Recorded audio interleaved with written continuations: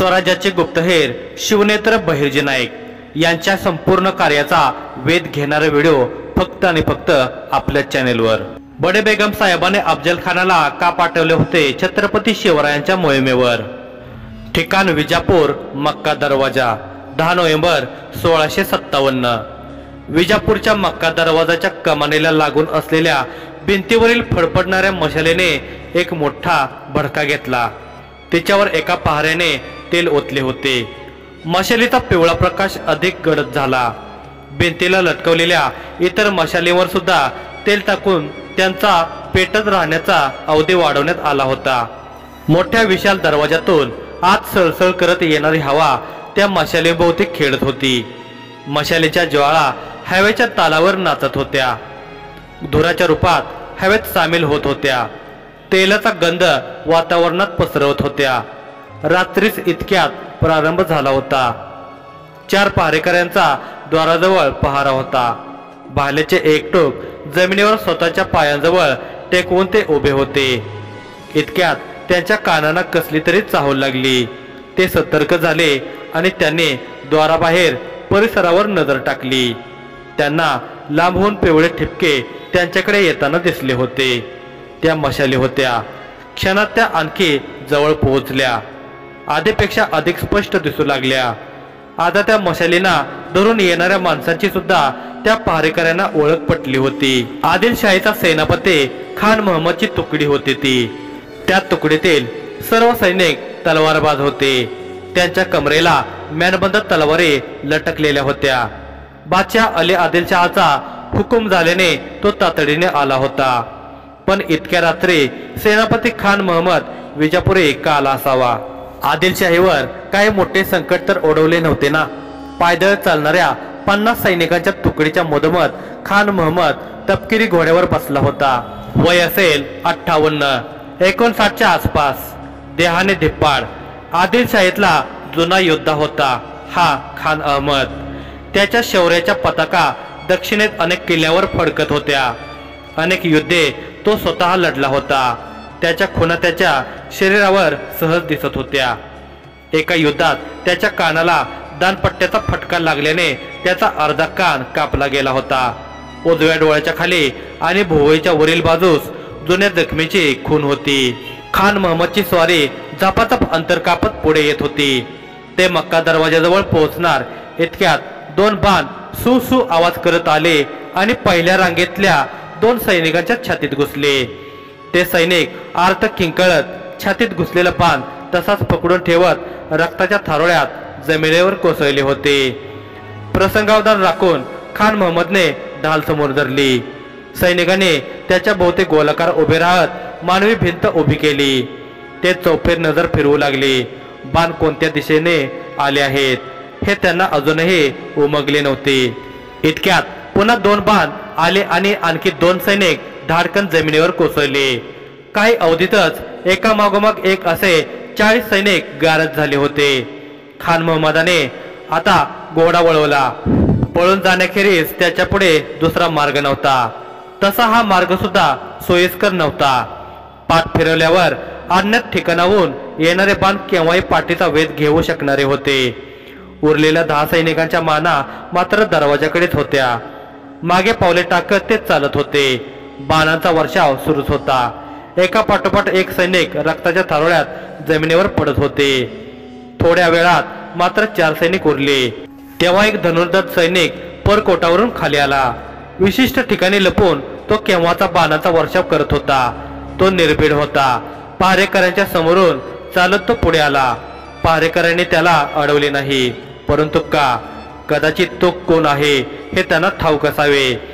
सडपातळ बांध्याच्या ह्या योद्ध्याने चेहरा काळ्या कपडाने पूर्णपणे झाकला होता। डोळे तेवढे दिसत होते। निरखून पाहिल्यास ती स्त्री योद्धा असल्याचे निदर्शनास येत होते। मशालींच्या पिवळ्या प्रकाशात तिच्या डोळ्यांची सुंदरता आणखी झळकत होती। त्याहून त्यात दिसणारी चमक अधिक भावत होती। एकट्या त्या स्त्रीने 46 सैनिकांना जमिनीवर पाडले होते। विजापूरच्या बलवान सेनापतीस काही पवित्र घेण्यासाठी पुरेसा अवधीही तिने दिलेला नव्हता। खानाने वळून पाहिले। तिला समोर आलेले पाहून पळून जाण्याच्या विचारात असलेला खान महम्मद थांबला होता। त्याने घोड्याचा लगाम ओढला होता। लगामाला एका बाजूला सैल सोडून एका बाजूने ताण देत त्याने घोड्याला वळवले। तो तिला निरखून पाहत होता। त्याचे डोळे आग ओकत होते। उरलेल्या 4 सैनिकांनी समोर तलवारी धरत 2 पावले पुढे टाकली। तेव्हा खान महम्मद मोठ्याने ओरडला, ठहरो, उसके पास तीर है और 4 कदम चलते ही तुम चारों जमीन पर गिर जाओगे। गलत। जर मला तुम्हाला आत्ताच मारायचं असतं तर मी तुमच्या समक्ष आलेच नसते। जमिनीवर पडलेल्या सैनिकांच्या पार्थिवावरून नजर फिरवत ती पुन्हा उर्दू भाषेत बोलू लागली, आता तुम्ही सुद्धा असे जमिनीवर खितपत पडलेले असता। क्या चाहती हो? खानाने क्रोधपूर्ण स्वरात विचारले। आपकी मौत। त्याच स्वरात तिने उत्तर दिले। कोण आहेस तू? खानाने विचारले। मार्जिना। ठळकपणे मार्जिना म्हणाली। माझ्याशी तुझी काय दुश्मनी आहे? खानाने विचारले। तुम्ही गद्दारी केली आहे आदिलशाहीशी, मार्जिनाने सांगितले, और इस गद्दारी की सजा सिर्फ मौत है, चाहे वो गद्दार हमारा सेनापती क्यों ना हो। पिवळसर जाळीदार इराणी पोशाख परिधान केलेली आणखी एक स्त्री अंधारातून बाहेर आली। बडे बेगम साहिबा। खान पूर्णतः दचकला होता। जी, हमें पता चल चुका है, ते सुद्धा सबुतांसकट, की तुम्ही औरंगजेबाशी हात मिळवणी करून अली आदिलशहाच्या विरुद्ध कारस्थान केलं होतं। औरंगजेब अफजल खानाच्या हाती आला असताना तुम्ही त्याचा बचाव केला। हे कृत्य बादशाही विरुद्ध आहे, कराऱ्या आवाजात बडे बेगम साहेबा म्हणाली। नाही बडे बेगम साहेबा, चाचरत खान बोलत होता। खामोश, एक लफ्ज नाही सुनना चाहती। तुम्ही मरताना तुम्हाला का मरावं लागत आहे हे सांगायला मला यावं लागलं, नाहीतर माझ्या दासीनंच तुम्हाला संपवलं असतं। लेकिन अब आई हो तो एक काम मैं खुद कर लेती हूँ, असे म्हणत बडे बेगम साहेबाने खान महम्मदाच्या सैनिकावर कटाक्ष टाकला। तुमच्या खान साहेबाला घोड्यावरून खाली उतरवा आणि माझ्या समक्ष उभं करा, गुडघ्यावर। बडे बेगम साहेबाची आज्ञा झाल्यावर खान महम्मदाच्या सैनिकांनी त्याला पकडून खाली ओढले। तुम्हाला मी वेतन देतो आणि तुम्ही? मालिक, तुम्ही पगार लढायचा देता, मारायचा नाही। आणि मेल्यावर काय करणार तुमच्या पगाराचं? खानाने बोलणे मध्येच कापत एक सैनिक म्हणाला। खान महम्मदाच्या हातून त्याची तलवारही काढून घेण्यात आली। शेलेने त्याचे हात मागे बांधण्यात आले आणि त्याला बडे बेगम साहेबाच्या समोर गुडघ्यावर बसवले गेले। माफी, खान गयावया करतच होता। बडे बेगम साहेबाने मोठा श्वास घेतला आणि बोलू लागली, तुम्ही आदिलशाहीसाठी आयुष्य खर्च केलं आहे, याची जाण आहे मला, पण उतारवयात अशी गद्दारी कराल असं वाटलं नव्हतं। बोलत बोलत बडे बेगम साहेबा 2 पावले पुढे गेली आणि मानेच्या वर केसात अडकवलेल्या लहानशा खंजिरीला चपळतेने काढून क्षणात खान महम्मदाच्या गळ्यावरून ओढली। खानाच्या तोडून एक शब्दही निघू शकला नाही। त्याच्या कंठाला चीर पडली होती, तिथून बळाबळा रक्त वाहत होते। जमिनीवर क्षणभर पाय रगडत त्याने प्राण त्यागले। बडे बेगमने रक्ताने माखलेली ती खंजीर मार्जिनाकडे फेकली। मार्जिनाने अलगद झेलली। त्या खंजीरीची स्वच्छता करण्यासाठी बडे बेगमने मार्जिनाला ती खंजीर दिली असावी। ज्या रुबाबात बडे बेगम आले होते त्याच रुबाबात परत जाऊ लागली। जाताना फक्त एकदा त्या सैनिकांना तिने आज्ञा केली, दफन करो। एकेकाळी बडे बेगमच्या पतीचा म्हणजेच मोहम्मद आदिलशहाचा खान महम्मद अत्यंत विश्वासू सरदार होता आणि आदिलशाहीच्या विस्तारात त्याची महत्त्वाची भूमिका होती। म्हणून कदाचित त्याच्या पार्थिवाला दफन करून बडे बेगम साहेबाने कृतज्ञता व्यक्त केली असावी। ठिकाण आनंद महाल विजापूर। 29 जानेवारी 1658। 2.5 महिन्यानंतर बडे बेगम साहेबा तिच्या महालात काहीशा क्रोधपूर्ण आवेशात शतपावली करत होती। मधून मधून ते दख्खनच्या नकाशावर दृष्टी टाकत होती। गेल्या काही महिन्यात छत्रपती शिवाजीराजांनी आदिलशाहीचा मुलूक चांगलाच मारला होता। त्याने जवळजवळ 40 किल्ले हस्तगत केले होते। आज दरबारात बडे बेगम साहेबाला हा आढावा कळल्यापासून तिची ही अवस्था झाली होती। दख्खनच्या नकाशातल्या छत्रपती शिवाजीराजांनी ताबा मिळवलेल्या किल्ल्यावर तिने बारीक खिळे खोचून खुणा केल्या होत्या। ह्या छत्रपती शिवाजी महाराजांचा वेग काही करून थांबवायला हवा। इतक्यात तिची दासी वजा अंगरक्षक मार्जिना तिथे आली। होय, ही तीच मार्जिना जी काही वर्षापूर्वी बहिर्जी नाईकांच्या सांगण्यावरून मोहम्मद आदिलशहाच्या जनानखान्यात बडे बेगम साहेबाची दासी म्हणून कार्य करू लागली होती। तिच्या बुद्धिचातुर्याच्या जोरावर आणि बडे बेगमच्या प्रती असलेल्या निष्ठेमुळे ती अल्पावधीतच बडे बेगम साहेबाची विश्वासू दासी बनली होती। मोहम्मद आदिलशहाच्या मृत्यूनंतर आदिलशाहीची सर्व सूत्रे बडे बेगम साहेबाने आपल्या हाती घेतली होती। तिने सांभाळ केलेल्या लहानग्या अलीला तिने गादीवर बसवले होते। तसे हा तिचा स्वतःचा पुत्र नव्हता, मोहम्मद आदिलशहाचा अनोरस पुत्र होता। एका दासीच्या पोटी त्याचा जन्म झाला होता। याच कारणामुळे आदिलशाहीतील सरदारांमध्ये फूट पडली होती। अली आदिलशहाला ज्या ज्या सरदारांचा विरोध होता त्या सगळ्यांना संपवण्याचे कार्य बडे बेगम साहेबाने हाती घेतले होते। त्यात पहिला बळी सेनापती खान मोहम्मदचा पडला होता। जेव्हा औरंगजेबाने आक्रमण केले तेव्हा अली बादशहाला विरोध म्हणूनच खानाने औरंगजेबाला सहकार्य केले होते। बडे बेगम साहेबा महालात मलमलच्या आसनावर बसली। रात्र मध्याकडे सरकली होती, परंतु तिच्या नेत्रांवर मात्र अजून निद्रा उमटली नव्हती। औरंगजेब दौलताबाद सोडून कधीच उत्तरेत गेला होता। आदिलशाही संपता संपता वाचली होती। खरे तर ती छत्रपती शिवाजीराजांमुळेच, परंतु त्यानंतर 2 महिन्यातच छत्रपती शिवाजीराजाने बडे बेगम साहेबाची चिंता वाढवली होती। औरंगजेब उत्तरेत सत्ता संघर्षात रमल्याचे बघून छत्रपती शिवाजीराजांनी मुघलांचा कल्याण भिवंडी आणि इतर सीमावर्ती भाग स्वराज्यात जोडला होता आणि आता राजाने आदिलशाहीला लक्ष बनवले होते। बडे बेगम साहिबा, तुम्हें आता विश्राम करा, मार्जिना म्हणाली। नहीं, अपनी सल्तनत नेस्तनाबूत हो रही है और हम आराम फरमाए। नशिबाने औरंगजेबाच्या तावडीतून आदिलशाही बचावली आहे आणि आता हा छत्रपती शिवाजी डोक्याला जड होत चालला आहे। आदिलशाहीला जिवंत ठेवायचं असेल तर आत्ताच पावलं उचलायला हवेत। छोटे मोठे असे 40 किल्ले हस्तगत केले आहेत त्यांनी।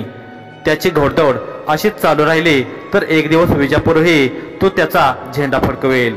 नाही, मी असं होऊ देणार नाही। त्याचा मी उद्याच बंदोबस्त करते। मार्जिना उर्फ शाहीने बडे बेगम साहेबाचे बोलणे ऐकून मनाशी काहीतरी निर्धार केला होता। बडे बेगम आता छत्रपती शिवाजी राजांच्या बंदोबस्तासाठी जिद्दीला पेटणार हे मार्जिना जाणून होती। अर्थातच स्वराज्याला आता भविष्यात मोठ्या आव्हानांचा सामना करावा लागणार होता। दिनांक 30 जानेवारी 1658। लिखो, तुमचा धाकटा पुत्र छत्रपती शिवाजी आदिलशाहीच्या सीमेत दुडगुस घालत आहे। त्याचा हा उपद्रव आता तुमची जहागिरी पुणेपुरता मर्यादित राहिला नाही। आदिलशाहीसाठी आता तो नुकसानकारक ठरत आहे। तेव्हा तुमच्यासारख्या धुरंधर योद्ध्यावर त्या छत्रपती शिवाजीचा कायमचा बंदोबस्त करण्याची जबाबदारी देण्यात येत आहे। तुमच्याप्रमाणे त्यालाही आदिलशाहीचे आधिपत्य स्वीकारण्याची समज द्या। नैकल्यास सैन्य बळाचा वापर करा। हा बादशहाचा हुकूम आहे। अपेक्षा आहे तुम्ही पुत्रमोहापेक्षा दरबारी कार्याला अधिक महत्त्व द्याल। बडे बेगम साहेबाने वकिलाला खलिद्यावर मजकूर लिहिण्यास सांगितले। दरबारातील मंडळी अचंबित झाली होती, कारण हा खलिता शहाजी राजांसाठी लिहिण्यात आला होता। पित्याला पुत्रावर आक्रमण करण्यास पाठवण्यात येत होते। खरोखर एक वेगळी खेळी खेळली होती बडे बेगम साहेबाने। राजकारणाचे बाळकडू तिने लहानपणापासूनच प्यायले होते। गोवळकोंड्याच्या राजकारणात ती लहानाची मोठी झाली होती। ती गोवळकोंड्याचा सुलतान अब्दुल्ला कुतुबशहाची पुत्री होती। तिचे मूळ नाव ताजुल मुखद्दिरात होते। तिला उल्लिया जनाब या नावाने ओळखले जात होते। अतिशय बुद्धिमान आणि साहसी स्त्री होती ती। उल्लिया जनाब उर्फ बडे बेगम साहेबाने खलित्यावर शिक्का उमटवला आणि वकिलाला लवकरात लवकर खलिता पोहोचवण्याचे आदेश दिले। या खलित्याला मला शहाजीकडून समाधानकारक उत्तर हवं आहे। बडे बेगम साहेबा कडाडली। मान खाली वाकवून नमस्कार करत वकील तातडीने निघाला। बडे बेगम साहेबाच्या आसनाच्या मागे उभ्या असलेल्या मार्जिनाच्या अंतर्मनात संतापाच्या लाटा उसळत होत्या, परंतु चेहऱ्यावर मात्र तसे भाव उमटून न देता ती तटस्थ उभी होती। विजापूर पेठेच्या संरक्षक भिंतीजवळ असलेल्या जिवाजीच्या दुकानासमोर एक इसम बराच अवधी उलटून गेला तरी तसाच उभा होता। त्याच्या डोक्यावर जाळीदार गोलाकार टोपी होती। डोळ्यात भडक सुरमा भरला होता। दाढी गळ्यापर्यंत वाढली होती। तो देहाने धिप्पाड होता। त्याच्या समोर मिठाईच्या टोपल्या होत्या। त्या दोन्ही टोपल्यांना कावड सारखे बांबूशी बांधले होते। एरवी तो संपूर्ण पेठेत फिरून खांद्यावर बांबूच्या साहाय्याने त्या टोपल्या लटकवून मिठाई विक्री करत असे। परंतु आज त्याने जिवाजीच्या दुकानासमोरच ठिय्या मांडला होता। बहुतेक त्याला जिवाजीच्या दुकानात प्रवेश करायचा होता, परंतु आज शुक्रवारचा बाजार असल्याने पेठेत चांगलीच रेलचेल होती। तो प्रतीक्षा करत होता। त्याच्या हालचालीकडे जिवाजीचेही लक्ष होतेच। जिवाजी त्या मिठाईवाल्याला ओळखत होता। तो त्याच्यापर्यंत खबरा पोहोचवणाऱ्या बहिर्जी पथकातील हेरांपैकी एक होता। काही वेळाने दुकानातील ग्राहकांची संख्या कमी झाल्याचे पाहून जिवाजीने त्याला आत येण्याचा इशारा केला। तो इसम मिठाईच्या टोपल्या खांद्यावर लटकावून पुढे आला। त्या टोपल्या जिवाजीच्या दुकानाबाहेरच ठेवत त्याने हाताचे पंजे एकावर एक चोळले आणि जिवाजीला म्हणाला, बोला सरकार, मिठाई हवी का? हो द्या, पण फक्त मिठाई देणार का? हमेशा की तरह पहेलियां सुलझाने के लिए नहीं कहोगे? तुमची सवय जाणून आहे। पर्शियन कथांचा चांगलाच प्रभाव आहे तुमच्यावर। मी ऐकले त्या कथांमध्येही अशाच पहेल्या असतात। होय, आणि या पहेलीमध्ये आनंद वाटतो मला। बरं सांगा, गुळापासून बनली मिठाई, पण नासवली सुद्धा गुळानेच। जिवाजी किंचितच चमकला। बहुतेक हे कोडे त्याला अर्धवटच उमगले होते। तो डोळे बारीक करून विचार करू लागला। इतक्यात तो इसम पुन्हा म्हणाला, सिंहाचा छावा सिंहाला प्यारा, पण शिकाऱ्याचा डावच न्यारा। सिंहानेच करावा छाव्याचा घात, असा शिकाऱ्याचा इशारा। आता मात्र जिवाजीला कोडे उमगले होते। त्याने दुकानातील एका गिरायकाला पटकन सामान देऊन घालवले आणि दुकानात आतल्या बाजूला त्या इसमाला घेऊन गेला। इमाद हुसेन, हे आपण काय बोलताय? जिवाजीने हळू आवाजात विचारले। शाहींची खबर आहे जिवाजी, खात्रीशीरच आहे। बडे बेगम साहेबांना शहाजी राजांना खलिता पाठवला आहे। शिवाजी राजांची समजूत घालून त्यांना आदिलशाहीत जोडण्याचे आदेश दिले आहेत। राजांनी न ऐकल्यास त्यांच्यावर आक्रमण करून त्यांना दख्खनमधून कायमचं संपवावं, असाही इशारा दिला आहे। इमाद हुसेनने आता सगळे स्पष्ट सांगितले होते। मग शहाजी राजांचं काय उत्तर? ते बडे बेगम साहेबाच्या आदेशाचं पालन करणार नाही, कधीच नाही। आम्ही असं करणार नाही। मग जीव गेला तरी बेहतर। या भूमीने आस लावली आहे आमच्या पुत्राकडे की ते तिला ह्या परकीयांच्या गुलामगिरीतून मुक्त करतील आणि आम्हीच त्यांना गुलामगिरीसाठी विवश करू? कदापि नाही। नानाजी पंत, बडे बेगम साहेबाला आमचे नकाराचे उत्तर पाठवा। शहाजीराजे चांगले संतापले होते। ते बंगळुरात त्यांच्या महालात होते। आज संध्याकाळ होईपर्यंत विजापूरहून आलेला खलिदा त्यांच्या हातात पडला होता। त्यांना बडे बेगम साहेबाचे चाल लक्षात आली होती, पण राजे थेट अशा उत्तरानं बडे बेगम साहेबा संतापेल। आधीच तिनं तिच्या विरुद्ध असलेल्या सरदारांना संपवण्याचा सपाटा लावला आहे।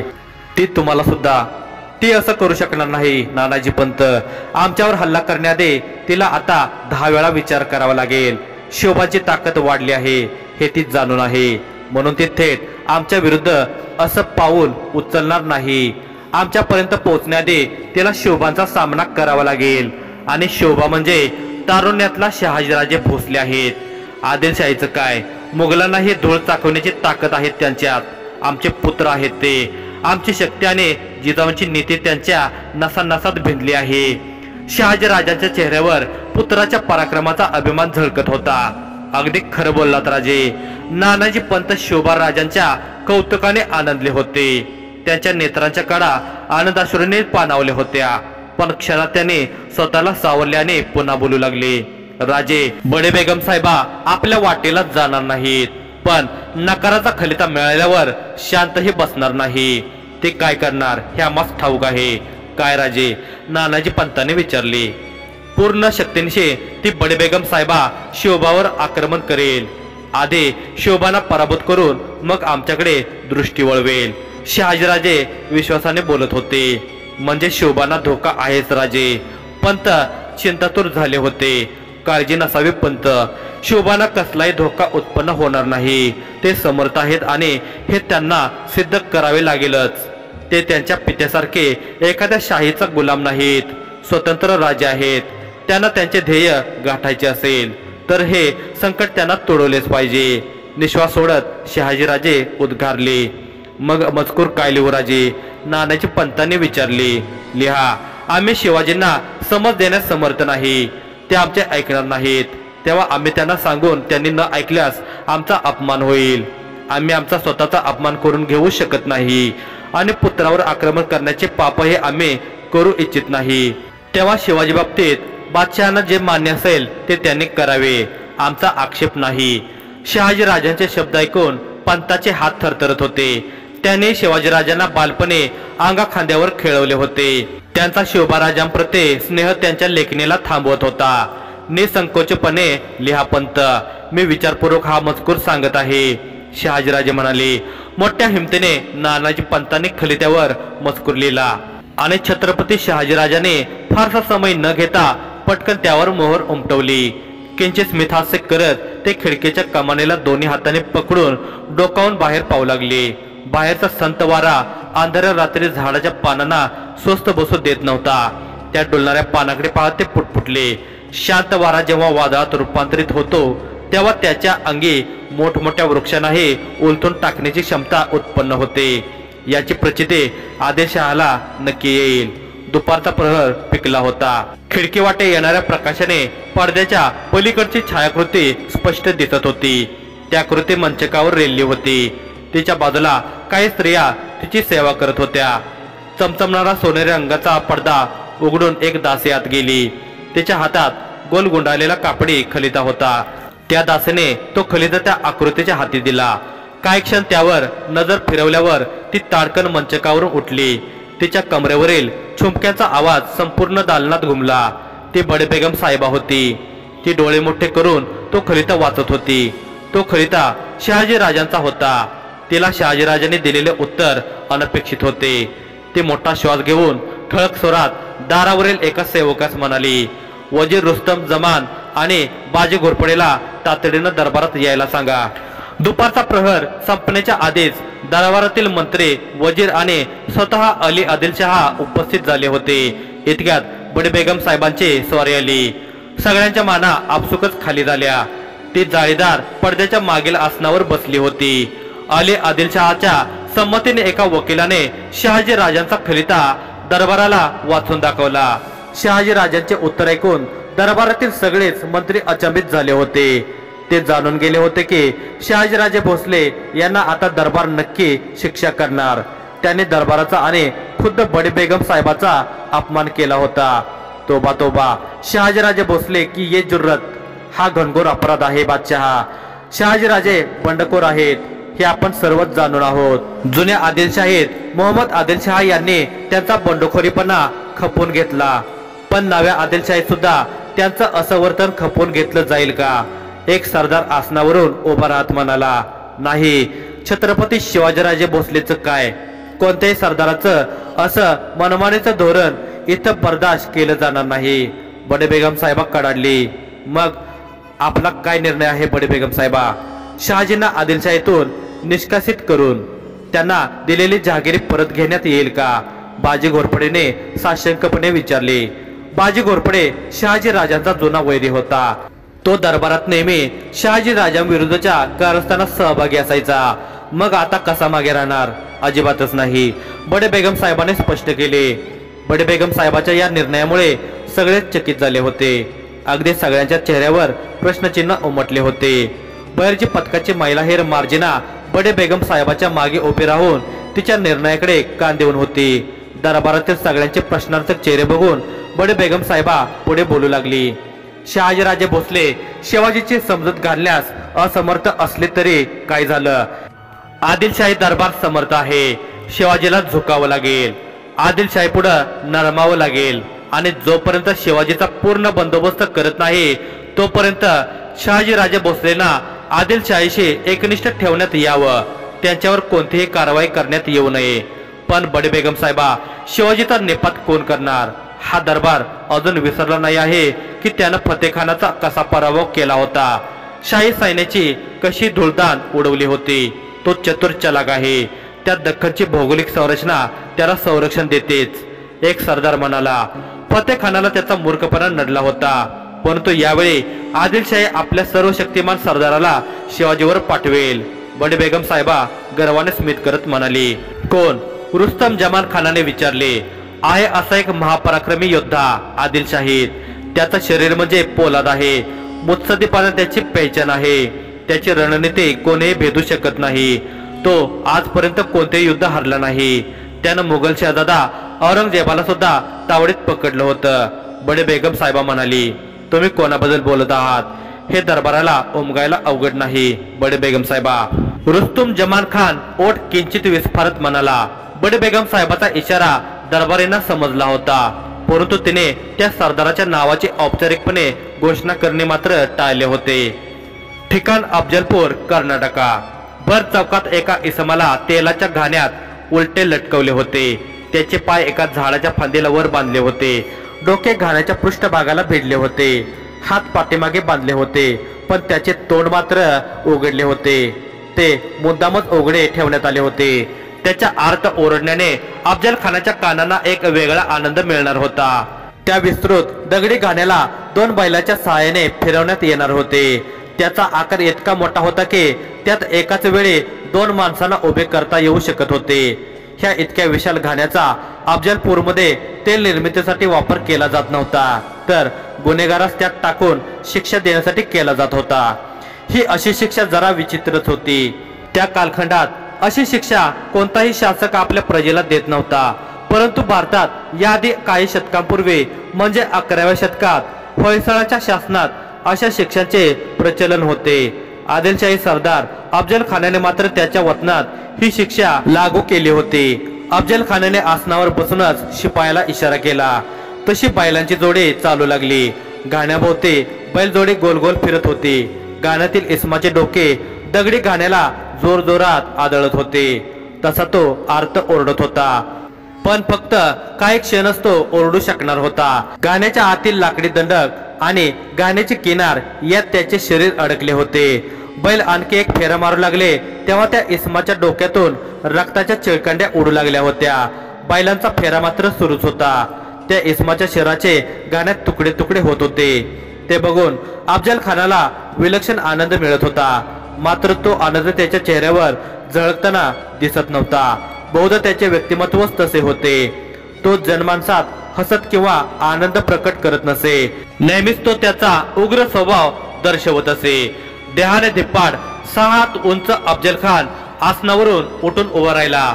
आप सब अच्छी तरह से वाकिफ हो, माझ्या मुलकात मी कोणावर कधी अन्याय होऊ देत नाही। शेतकऱ्याने वेळ प्रसंगी कर माफी सुद्धा करतो। मी तुम्हाला विनाकारण त्रास देत नाही। ह्या अधिकाऱ्यानं इमान पाळला नाही। बजावून सांगून सुद्धा यानं दुष्काळानं ग्रासलेल्या शेतकऱ्याकडून जोर जबरदस्ती महसूल वसूल केला होता। शिवाय तो वसूल केलेला महसूल सरकारात जमा न करता स्वतःच राखला होता, म्हणून ह्याला ही सजाए मौत। एकंदरीत अफजल खान शिस्तप्रिय होता, प्रजेचे हित जोपासणारा होता, पण ते फक्त त्याच्या वतनापुरतेच मर्यादित होते।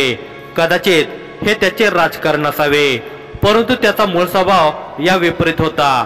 तो शक्तिशाली आणि बुद्धिमान तर होताच, त्यासोबतच अतिशय क्रूर, धूर्त आणि धर्मांधही होता। त्याने अफजलपुरात शिलालेख करून ठेवला होता। त्यात त्याने लिहिले होते, कातिले मुत मर्रिदान व काफिरान शिकंदये बुनियादे बुतान, म्हणजे मी काफिर व बंडखोराची कत्तल करणारा आणि मूर्तीचा पाया उखडून टाकणार आहे। खरे तर अफजल खानाची महत्वाकांक्षा वेगळी होती। मोहम्मद आदिलशाहीच्या मृत्यूनंतर त्याने लहान अली आदिलशहा आणि बडे बेगम साहेबाला हाताशी घेऊन सर्वप्रथम असंतुष्ट सरदारांची कत्तल करवली होती। आदिलशाहीत स्वतःचे स्थान सर्वोच्च ठिकाणी पोहोचवले होते आणि आता अली आदिलशहाला नामदारी शासक बनवून सत्ता स्वतःभोवती केंद्रित करण्याचे स्वप्न रंगवू लागला होता। तो स्वतःला सर्वश्रेष्ठ समजत होता। त्याचा पराक्रम आणि मुत्सद्दीपणामुळे तो इतर सरदारांपेक्षा श्रेष्ठ असल्याचे प्रमाण होतेच, परंतु हे त्याने स्वतःच्या शिक्क्यावर फारसी भाषेत कोरून ठेवले होते। गर अर्ज कुनत सिपहर अल्ला फजल फुजला व फजल अफजल अजहर मुल्की बाजाय तस्बीह आवाज सायद अफजल अफजल, म्हणजे जर श्रेष्ठ स्वर्गाला इच्छा झाली की उत्तम माणसाची उत्तमता आणि अफजल खानाची उत्तमता याची तुलना करून दाखवायची, तर जपमाळ्यातील प्रत्येक मनातून अल्लाह अल्लाह या ध्वनीच्या जागी अफजल हाच सर्वात उत्तम पुरुष आहे असा ध्वनी उमटू लागेल। खरे तर अफजल खानाचे मूळ नाव अब्दुल्ला भट्टारी होते। तो उच्च कुळात जन्मला नव्हता। त्याची माता एक भट्टारीण होती। मोहम्मद आदिलशहाच्या शासनकाळात वजीर रणदुल्ला खानाचा अंगसंरक्षक, त्यानंतर सरदार असा प्रवास करत त्याने मैदानात आपल्या पराक्रमाने स्वतःला सिद्ध करत तो आदिलशाहीचा प्रमुख आधारस्तंभ झाला होता। त्यामुळेच त्याला अफजल खान ही पदवी बहाल करण्यात आली होती। गाण्यात चितडे झालेल्या पार्थिवाकडे बघून त्याने कुत्सित स्मित केले। इतक्यात त्याच्यासमोर एक संदेशवाहक संदेश घेऊन आला होता। त्याने त्या संदेशवाहकावर फक्त एक कटाक्ष टाकला, तसा तो संदेशवाहक 2 पावले मागे सरकला। त्याला कळून चुकले होते की अफजल खानानं तो खलिता सार्वजनिक ठिकाणी वाचायचा नाही आहे। शिक्षेचा कार्यक्रम पार पडल्यावर अफजल खानाचा जथ्था त्याच्या महालाकडे रवाना झाला होता। अफजलपुरातील त्याच्या महाले अफजल खान परतला होता। आत प्रवेश करण्याआधी महालाच्या मागच्या बाजूला असलेल्या त्याच्या मातेच्या थडग्यावर त्याने क्षणभर प्रार्थना केली होती। त्याच्या मातेला या जगातून जाऊन आज 30 वर्षे पूर्ण झाली होती। महालात येताच तो मलमले आसनावर बसला होता। डोक्यावरील पगडी उतरवून त्याने बाजूच्या टपकात ठेवली होती। त्याचे केस विरहित डोके आता उघडे झाले होते। त्याच्या आसनाच्या मागे उभे राहून 2 सेवक पंखा हलवून वारा घालू लागले होते। त्या कृत्रिम वाऱ्यामुळे वातावरणातील तापमानापासून त्याची सुटका झाली होती। दाढीच्या लांबलचक केसावरून हात फिरवत त्याने निश्वास सोडला आणि समोर खलिता घेऊन उभ्या असलेल्या संदेशवाहकाला खलिता देण्याचा हातानेच इशारा केला।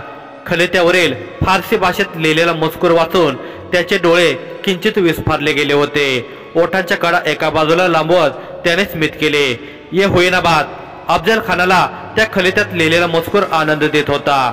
त्यात लिहिले होते, आदिलशहाचा पश्चिमी मुलूक शहाजी पुत्र शिवाजी कुरतडत आहे। त्याचा उपद्रव दिवसेंदिवस वाढत असल्याने त्याचा कायमचा बंदोबस्त करणे अनिवार्य आहे।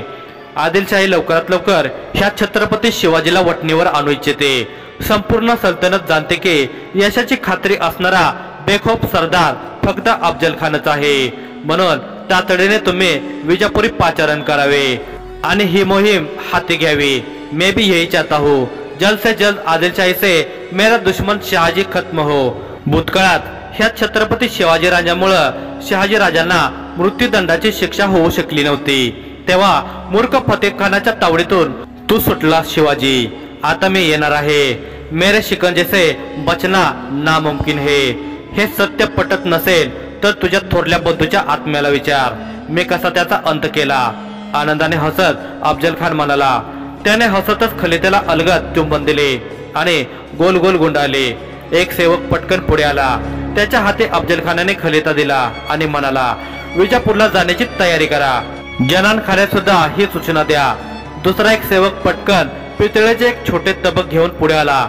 त्यात ठेवलेला नागवेलाच्या पानाचा विडा अफजल खानाने 2 बोटांनी उचलला आणि तोंडात कोंबला।